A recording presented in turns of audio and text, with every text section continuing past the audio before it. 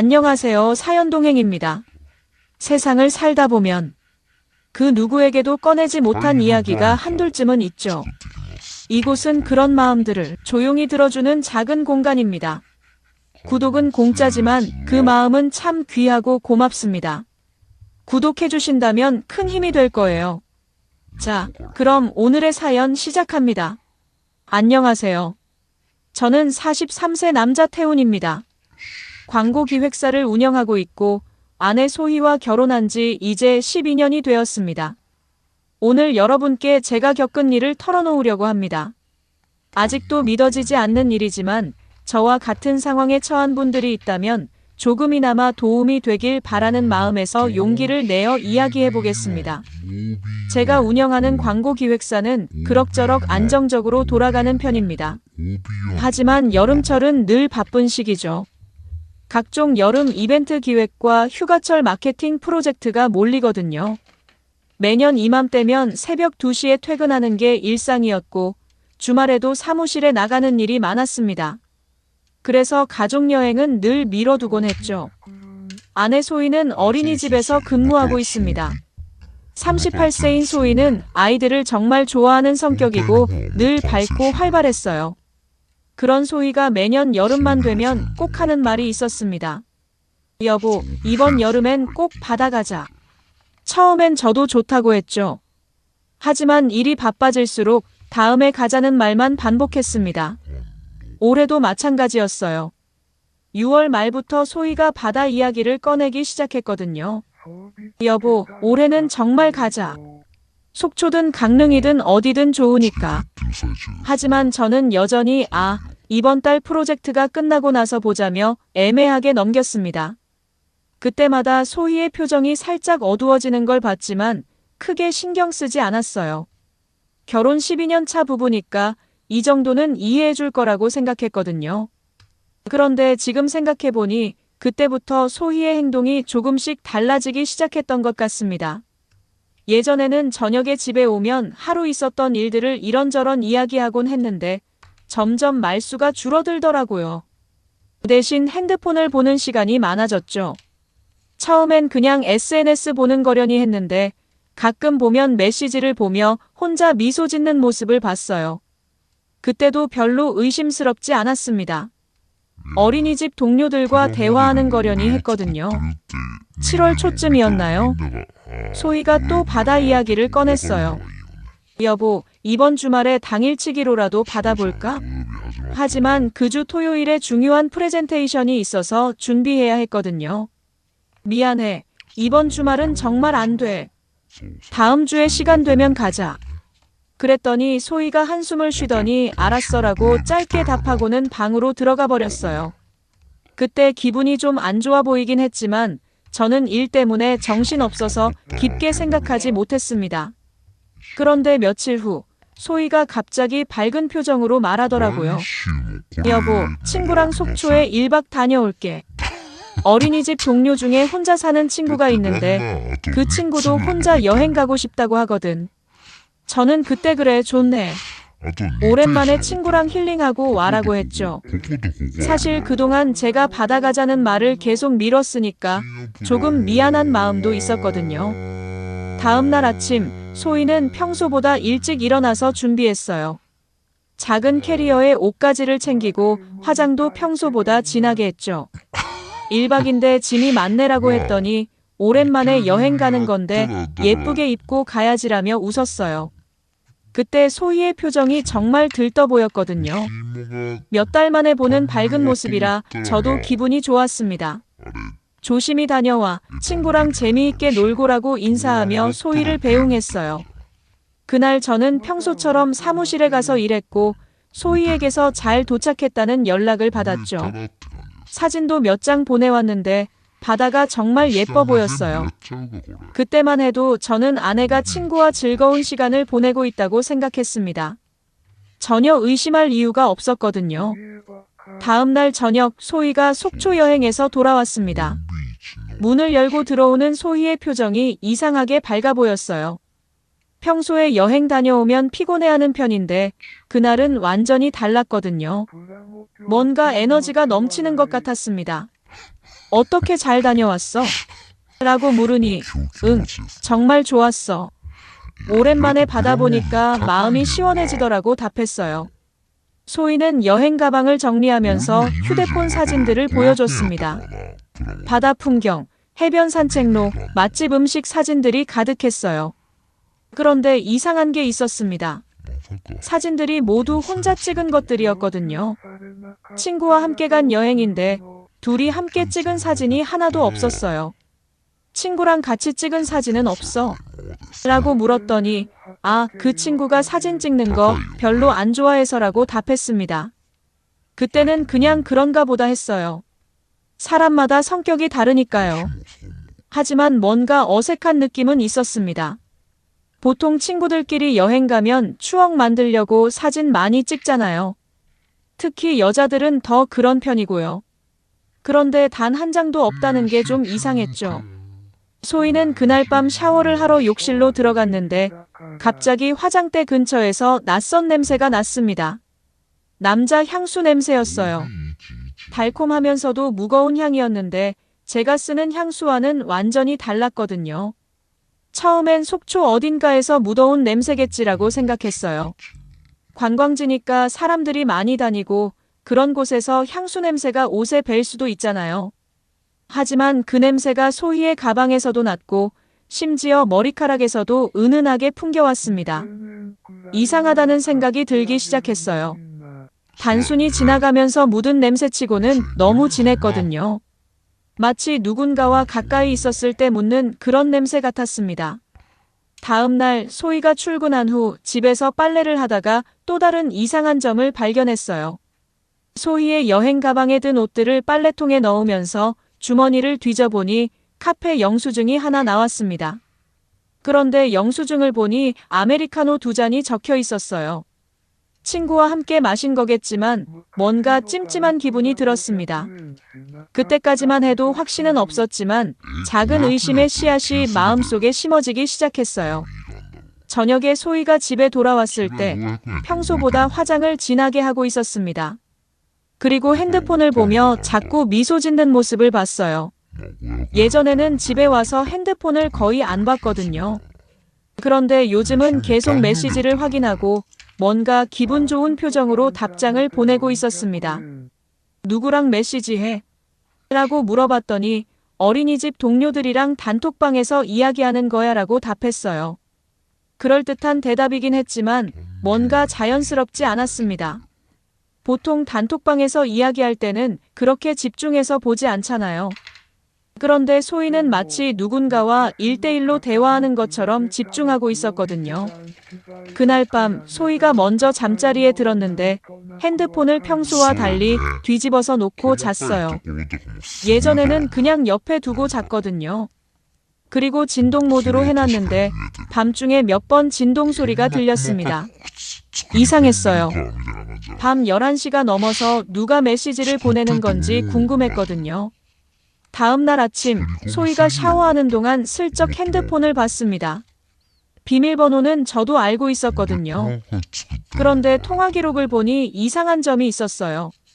속초 여행 갔던 날 통화 기록이 모두 삭제되어 있었습니다. 보통은 통화 기록을 일일이 지우지 않는데 그날만 깨끗하게 지워져 있었어요. 메시지도 마찬가지였고요. 그때부터 본격적으로 의심이 들기 시작했습니다. 혼자 간 여행이라고 했는데 남자 향수 냄새가 나고 통화 기록은 삭제되어 있고 핸드폰은 뒤집어서 놓고 자고 이 모든 게 우연의 일치일까요? 아니면 정말 뭔가 숨기고 있는 걸까요? 마음속에서 불안한 감정이 커져가기 시작했습니다. 다음 몇 일 동안 저는 소희의 행동을 유심히 관찰했습니다. 평소보다 화장을 진하게 하고 옷도 예쁘게 입고 출근하는 모습이 눈에 띄었어요. 그리고 퇴근 후에도 핸드폰을 보며 미소 짓는 횟수가 확연히 늘어났죠. 예전에는 집에 와서 핸드폰을 거의 안 봤는데 요즘은 화장실 갈 때도 들고 가더라고요. 어느 날 저녁 소희가 샤워하는 동안 침실을 정리하다가 이상한 걸 발견했습니다. 서랍 안쪽에 접혀서 숨겨진 종이가 있더라고요. 펼쳐보니 숙박업소 영수증이었어요. 속초에 있는 펜션이었는데 상호명이 오션뷰 커플 펜션이었습니다. 예약자명은 분명히 제 아내 소희였고 날짜도 소희가 친구와 여행 갔다던 그날과 정확히 일치했어요. 그런데 가장 충격적인 건 결제 내역이었습니다. 커플룸 오션뷰 패키지 마이너스 2인 기준이라고 적혀 있었거든요. 1박 요금이 18만 원이었는데 이건 명백히 커플용 숙소였어요. 친구와 갔다면 굳이 커플룸을 예약할 이유가 없잖아요. 그리고 2인 기준이라는 것도 이상했습니다. 친구와 갔다면 당연히 2인이겠지만 왜 굳이 커플룸인지 이해가 안 됐어요. 손이 떨리기 시작했습니다. 그 순간 머릿속에서 여러 가지 생각들이 빠르게 스쳐 지나갔어요. 남자 향수 냄새, 삭제된 통화 기록, 혼자 찍은 사진들, 그리고 이 영수증까지. 모든 퍼즐 조각들이 맞춰지기 시작했습니다.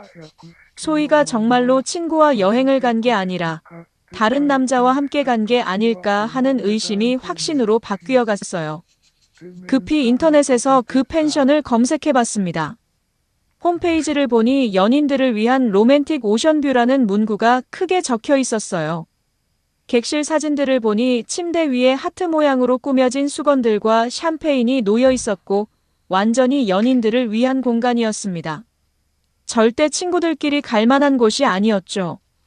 그날 밤 소희가 샤워에서 나와서 평소처럼 핸드폰을 보며 미소 짓는 모습을 봤는데 이전과는 완전히 다른 감정이 들었습니다. 분노와 배신감이 동시에 밀려왔어요. 12년 동안 함께 살아온 아내가 정말로 다른 남자와 바람을 피우고 있다는 생각이 들자 속이 뒤틀리는 것 같았습니다. 하지만 저는 감정을 억눌렀어요. 아직 확실한 증거가 없었거든요. 영수증 하나만으로는 법적으로 불륜의 증거가 될 수 없다는 걸 알고 있었습니다. 그리고 무엇보다 상대방이 누구인지도 모르는 상황이었어요. 섣불리 추궁했다가 증거를 인멸당할 수도 있었고요. 다음 날, 저는 차분하게 계획을 세웠습니다. 확실한 증거를 잡기 위해서는 소희의 동선을 파악해야 했어요. 그래서 인터넷에서 소형 GPS 추적기를 주문했습니다. 차량용으로 나온 제품이었는데 핸드폰 앱으로 실시간 위치를 확인할 수 있었거든요. 며칠 후 추적기가 도착했고 소희가 출근한 사이에 차량 하단에 설치했습니다. 작은 자석으로 붙이는 방식이라 발견되기 어려웠어요. 그리고 제 핸드폰에 전용 앱을 설치해서 실시간 위치를 확인할 수 있게 했죠. 처음 며칠은 별다른 이상이 없었습니다. 집에서 어린이집으로 가고 가끔 마트나 카페에 들르는 정도였어요. 하지만 저는 계속 지켜봤습니다. 언젠가는 꼬리를 잡을 수 있을 거라고 생각했거든요. 그리고 그 생각이 맞았습니다. 며칠 후 소희가 거짓말을 또 한 번 했고 이번에는 확실한 증거를 잡을 수 있었습니다. GPS 추적기를 설치한 지 일주일 정도 지났을 때였습니다. 소희가 저녁 식사 후 갑자기 말하더라고요. 여보, 오늘 어린이집에서 야간 보육이 있어서 나가야 해. 늦게 들어올 것 같으니까 먼저 자. 야간 보육이라는 건 가끔 있는 일이었기 때문에 특별히 의심스럽지는 않았어요. 하지만 이제는 소희의 모든 말이 의심스러워 보였습니다. 몇 시까지 할 예정이야? 라고 물으니 글쎄, 아마 10시나 11시쯤 끝날 것 같아 라고 답했어요. 소희는 평소보다 화장을 진하게 하고 향수도 뿌리고 나갔습니다. 야간 보육인데 왜 이렇게 꾸미고 나가는지 이상했지만 아무렇지 않은 척 고생한다. 조심히 다녀와라고 인사했어요. 소희가 나간 후 저는 즉시 핸드폰 앱을 켰습니다. 차량의 위치가 실시간으로 표시되는 걸 보면서 가슴이 쿵쿵 뛰었어요. 처음에는 정말 어린이집 방향으로 가는 것 같았습니다. 하지만 어린이집 근처에서 잠시 멈췄다가 갑자기 다른 방향으로 움직이기 시작했어요. 차량은 강서구 방향으로 이동했습니다. 어린이집에서 강서구까지는 꽤 먼 거리였어요. 야간 보육을 한다면서 왜 그쪽으로 가는지 이해할 수 없었습니다. 시간이 지나면서 차량의 위치가 한 곳에서 멈춰 있는 걸 확인했어요. 지도를 자세히 보니 모텔 밀집 지역이었습니다. 심장이 터질 것 같았어요. 아내의 차가 모텔 지역에 3시간 넘게 주차되어 있다는 건 무엇을 의미하는지 뻔했거든요. 저는 그날 밤 한잠도 못 잤습니다. 계속 앱을 확인하면서 차량의 위치를 지켜봤어요. 밤 11시가 넘어서야 차량이 다시 움직이기 시작했고 집 방향으로 돌아왔습니다. 소희는 밤 11시 30분쯤 집에 돌아왔어요. 고생했어. 어땠어? 라고 물으니 애들이 많이 와서 힘들었어. 너무 피곤해라고 답했습니다. 그런데 이상한 건 소희의 모습이었어요. 야간 보육으로 힘들었다고 하면서도 표정이 밝아 보였고 뭔가 기분이 좋은 것 같았거든요. 그리고 또 남자 향수 냄새가 났습니다. 다음 날 저는 혼자 그 모텔 지역으로 가봤습니다. 소희의 차가 주차되어 있던 정확한 위치를 확인하려고 했어요. GPS 좌표를 따라가 보니 정말로 모텔들이 즐비한 곳이었습니다. 그 중에서도 로즈 모텔이라는 곳 앞에 주차장이 있었는데 아마 소희가 그곳에 주차했을 것 같았어요. 모텔 사장에게 조심스럽게 물어봤습니다. 혹시 어젯밤 11시쯤에 여기 주차장에 주차된 차 있었나요? 제 아내 차인데 분실물이 있어서요. 사장은 그 흰색 차 말씀하시는 건가요? 여기 자주 오는 단골 손님이에요 라고 답했습니다. 단골 손님이라는 말에 머리가 어찔어찔했어요. 자주 온다는 건 한두 번이 아니라는 뜻이었거든요. 사장에게 더 자세히 물어보니 한 달에 2~3번은 오는 것 같아요. 항상 같은 남자와 함께 와서 2-3시간 정도 있다 가죠 라고 했습니다. 그 말을 듣는 순간 온몸에 힘이 빠졌어요. 소희가 정말로 다른 남자와 불륜을 저지르고 있다는 확신이 들었습니다. 그것도 한두 번이 아니라 한 달에 2~3번씩 계속해서 만나고 있었던 거예요. 야간 보육, 회식, 동료 만남. 모든 핑계가 거짓말이었던 겁니다. 집에 돌아와서 그동안 소희가 늦게 들어왔던 날들을 기억해봤어요.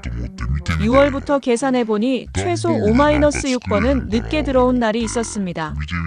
모두 그럴듯한 핑계를 댔었고 저는 의심 없이 믿었었죠.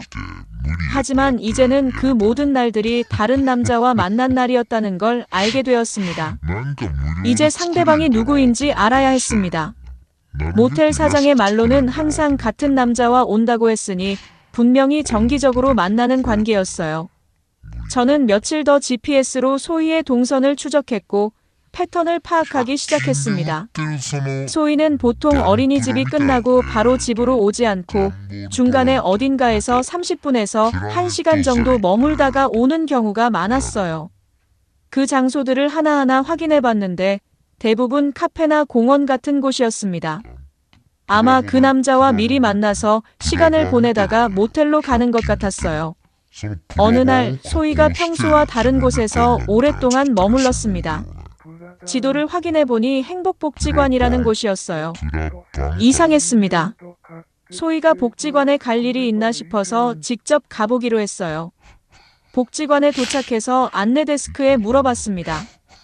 안녕하세요. 혹시 이곳에서 어린이집 관련 프로그램이나 협력 사업 같은 게 있나요? 직원이 친절하게 설명해 주더라고요. 네, 저희가 지역 어린이집들과 연계해서 부모 교육 프로그램을 운영하고 있어요. 그리고 어린이 체험 프로그램도 있고요. 혹시 담당자가 누구인가요? 라고 물으니 강도혁 과장님이 담당하고 계세요. 지금 자리에 계시는데 만나보시겠어요? 라고 답했습니다. 강도혁이라는 이름을 듣는 순간 가슴이 쿵 떨어지는 느낌이었어요. 혹시 이 사람이 소희와 바람을 피우는 상대방일까 하는 생각이 들었거든요. 아니에요. 괜찮습니다. 다음에 연락드릴게요 라고 하고 나왔는데 복지관 출입구에서 나오는 한 남자를 봤습니다. 40대 초반 정도로 보이는 남자였는. 네, 키가 크고 잘생긴 편이었어요. 그런데 그 남자에게서 익숙한 향수 냄새가 났습니다. 소희 몸에서 났던 바로 그 냄새였어요. 급히 그 남자를 따라가면서 차량 번호를 확인했습니다. 그리고 그가 복지관 직원 주차장에 차를 세우는 걸 봤어요. 아마 복지관 직원인 것 같았습니다. 혹시 이 사람이 강도혁일까 하는 생각이 들어서 다시 복지관으로 들어가 안내 데스크에 물어봤어요. 죄송한데 방금 나가신 분이 강도혁 과장님인가요? 직원이 네, 맞아요. 왜 그러세요? 라고 물으니 제가 어린이집 관련해서 상담 받으려고 했는데 놓쳤네요 라고 둘러댔습니다. 그리고 더 자세한 정보를 알아내기 위해 강 과장님이 이 분야 경험이 많으신가요? 라고 물었어요. 직원이 친절하게 설명해 주더라고요. 네, 강도혁 과장님은 올해로 5년째 근무하고 계세요.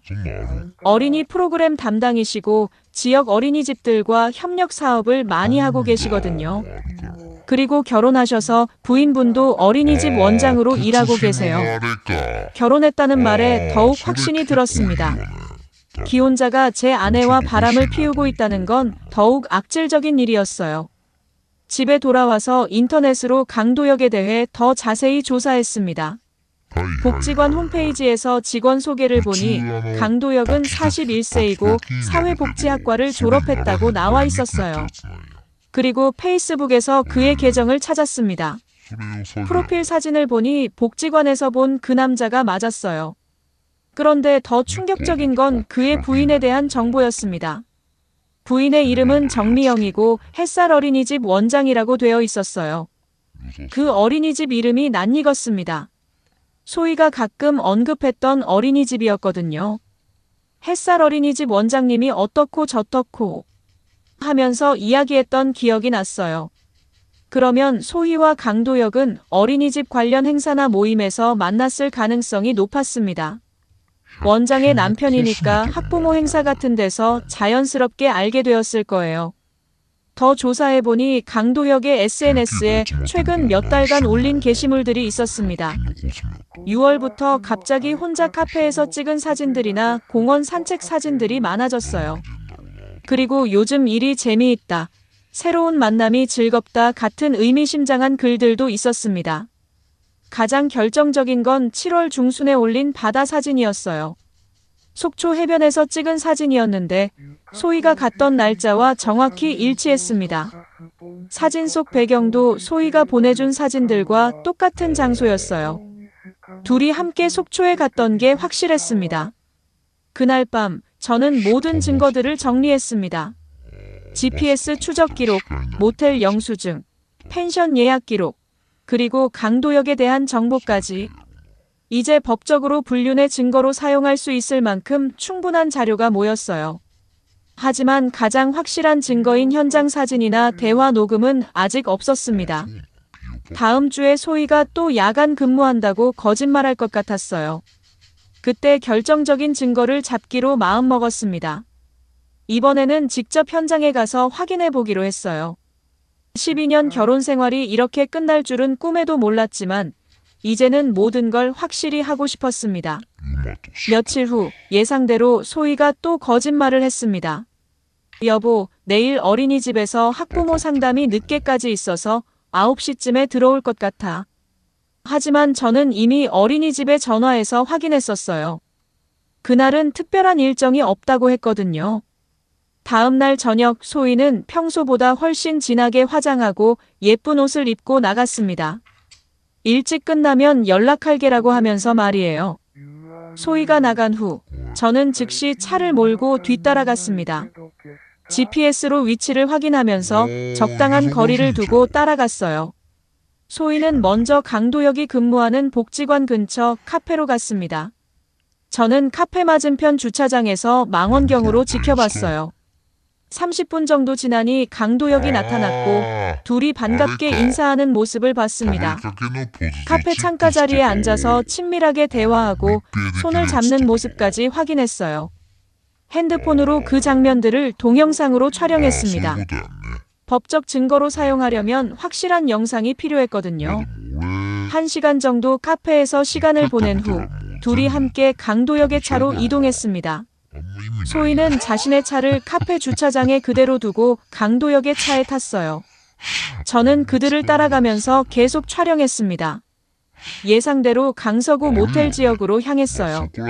로즈 모텔 앞에서 차를 세우고 둘이 자연스럽게 모텔로 들어가는 모습까지 모두 촬영했습니다.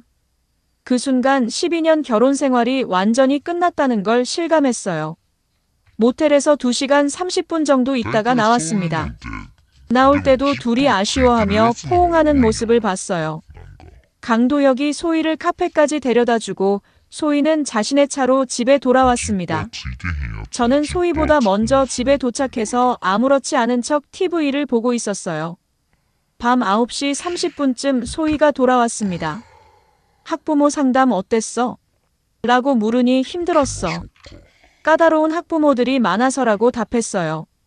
하지만 소희의 표정은 전혀 힘들어 보이지 않았습니다.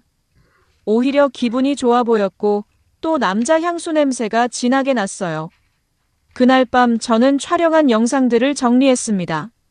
카페에서 손잡는 장면, 함께 모텔로 들어가는 장면, 모텔에서 나와서 포옹하는 장면까지 모든 걸 확실하게 촬영했어요. 이제 법적으로 완벽한 불륜의 증거가 되었습니다. 다음 며칠 동안 저는 추가 증거들을 더 수집했습니다. 소희의 핸드폰에서 강도혁과의 대화 내용을 몰래 복사하고 통화 녹음도 몇 차례 했어요. 그들의 대화를 들어보니 이미 몇 달째 관계를 지속해왔고 서로에 대해 진짜 감정이 있는 것 같았습니다.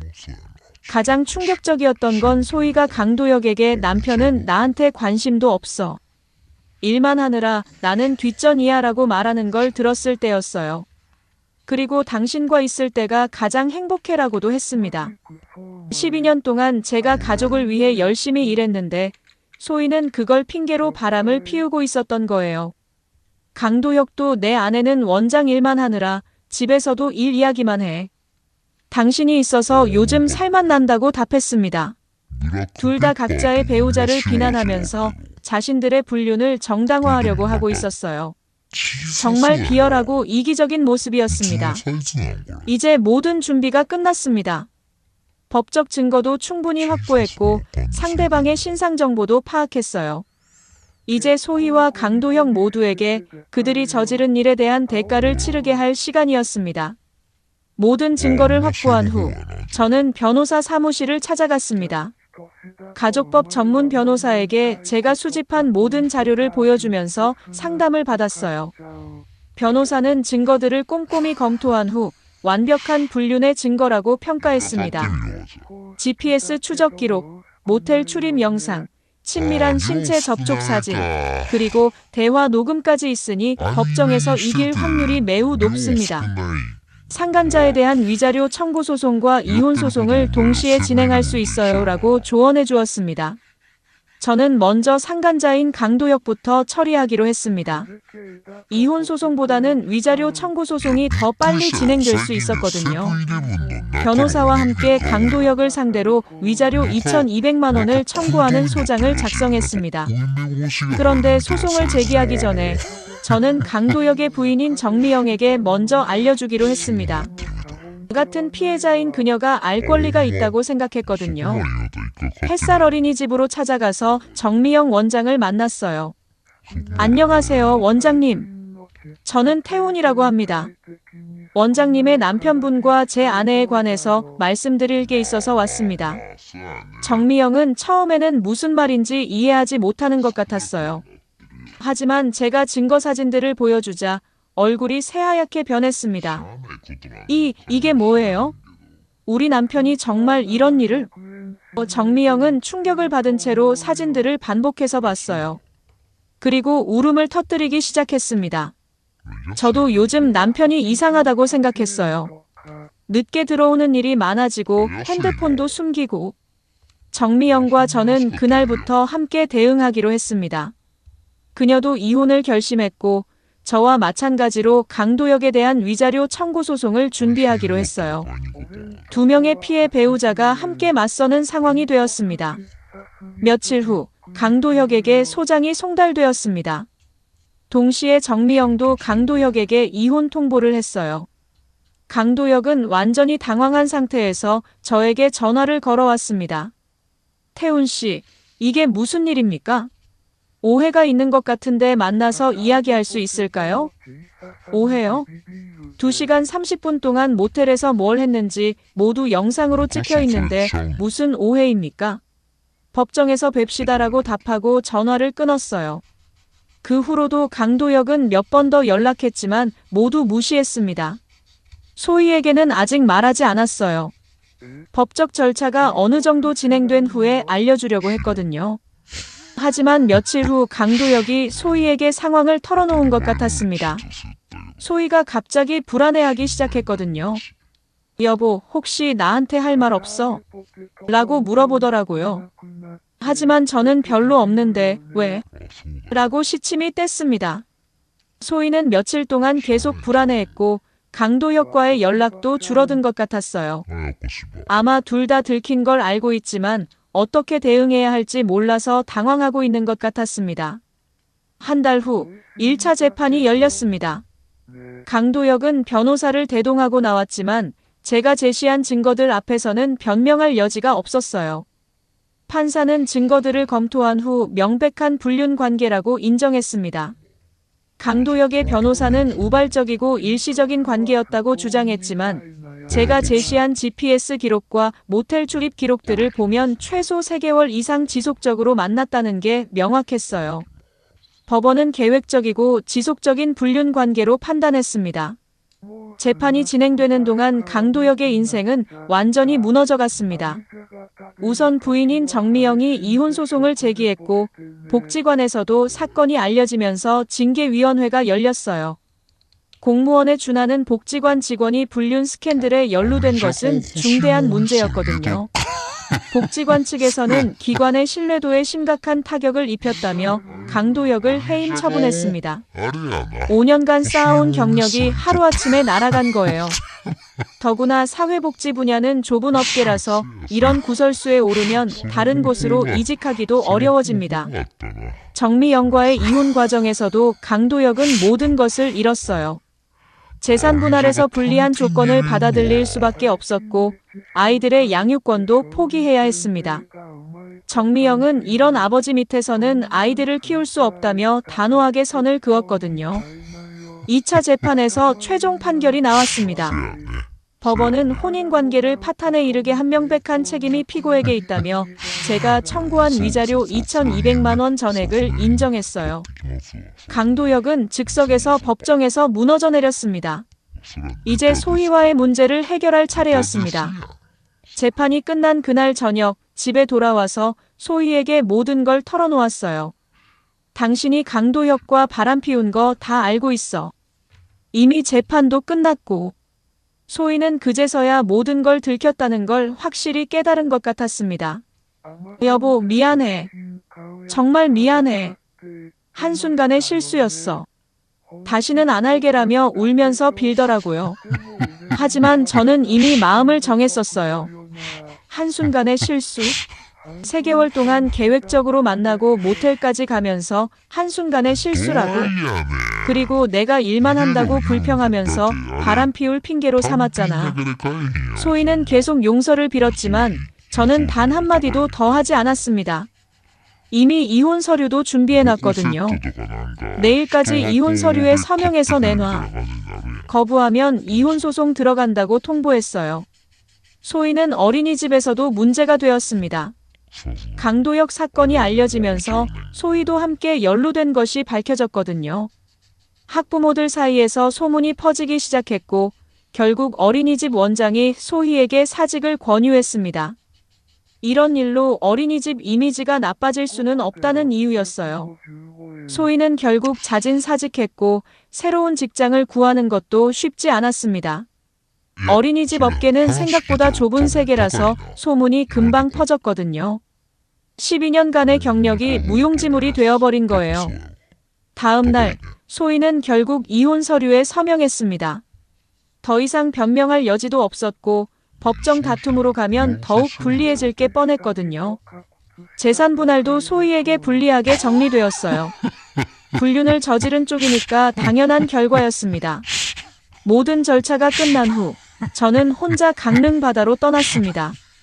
소희가 그토록 가고 싶어 했던 바다였죠. 파도 소리를 들으며 모래사장을 걸었습니다. 12년의 결혼 생활이 이렇게 끝날 줄은 꿈에도 몰랐지만 이제는 후회가 없었어요. 강도혁은 모든 걸 잃었고 소희도 마찬가지였습니다. 불륜의 대가는 그들이 생각했던 것보다 훨씬 컸어요. 일시적인 감정에 휩쓸려서 평생 쌓아온 모든 것을 날려버린 거죠. 저는 그들을 용서할 생각이 전혀 없었습니다. 그들이 선택한 길의 결과를 끝까지 책임지게 하는 것이 정의라고 생각했거든요. 이번 사연은 43세 광고기획사 대표인 태훈이 12년 결혼 생활 중 아내 소희의 불륜을 발견하고 완벽한 복수를 실행한 이야기입니다. 매년 바다가자는 아내의 말을 일핑계로 미뤄왔는데 아내가 혼자 속초 여행을 다녀온 후 수상한 점들을 발견했어요. 남자 향수 냄새, 삭제된 통화 기록, 커플 펜션 영수증 등을 통해 불륜을 의심하게 되었고 GPS 추적과 미행을 통해 아내가 복지관 직원 강도혁과 3개월간 지속적으로 바람을 피워왔음을 확인했습니다. 완벽한 증거를 수집한 후 강도혁을 상대로 위자료 소송에서 승소했고 강도혁은 직장에서 해임되고 이혼당하며 모든 것을 잃었어요. 소희도 직장에서 사직하고 불명예 이혼을 당했습니다. 태훈은 그들을 용서하지 않고 철저히 대가를 치르게 한 후 혼자 바다로 떠나며 자신만의 새 출발을 다짐했습니다. 여러분이라면 이런 상황에서 어떻게 하시겠어요? 용서와 재건을 선택하실 건가요? 아니면 저처럼 철저한 대가를 치르게 하실 건가요? 여러분, 오늘 사연 어떻게 들으셨나요? 지금 이 순간 무슨 생각이 드셨는지도 궁금합니다. 여러분의 소중한 생각을 댓글로 남겨주세요. 지금까지 사연동행이었습니다. 함께 해주신 모든 분들께 진심으로 마음 깊이 감사드립니다. 방송 끝나기 전에 혹시 아직 구독과 좋아요 안 누르셨다면 그 한 번의 클릭이 이 채널을 계속 이어가게 하는 큰 힘이 된답니다. 다음 사연에서 다시 인사드릴게요. 여러분 평안하세요.